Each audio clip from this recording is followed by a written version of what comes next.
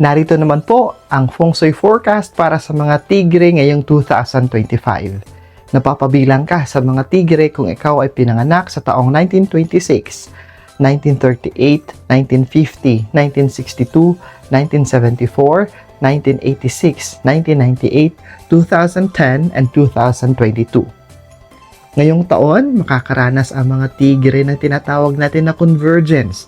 Naka-align sa kanilang kapalaran ang mga paborableng bituin at mga elemento.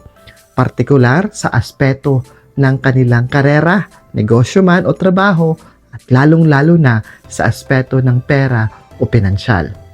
Ang mga lalaking Tigre ay aasahang makakatanggap ng malaking pabor at tulong mula sa tinatawag natin na mga noble person because the noble star is aligned sa iyo ngayong taong 2025.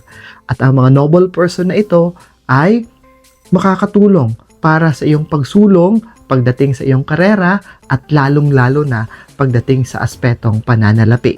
Pagdating naman sa mga babaeng Tigre, makikita ang mas maayos na pag-unlad at magiging kilala sila at makakatanggap sila ng mga recognition at pagkilala sa aspeto ng kanilang trabaho.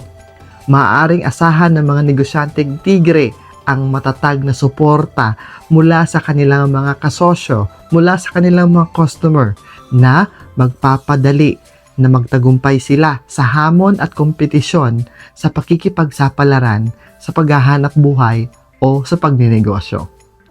Magiging madalas ang iyong pag-attend, pagdalo ng mga social engagement. Kaya, ang advice ko po sa inyo ay panatilihing balanse. Balanse ang pagdalo sa mga social engagement, pagre-relax, pagbibigay ng oras sa sarili, pag-focus sa hanap buhay, at pagbibigay ng oras sa pamilya para maging balanse ang lahat ng aspeto ng iyong buhay at walang maagrabyado at hindi maging disbalanse ang iyong buhay ngayong 2025. Tingnan at panoorin ang iba't iba pang Feng Shui forecast natin sa iba't ibang animal symbol, animal zodiac dito sa YouTube channel natin na ito.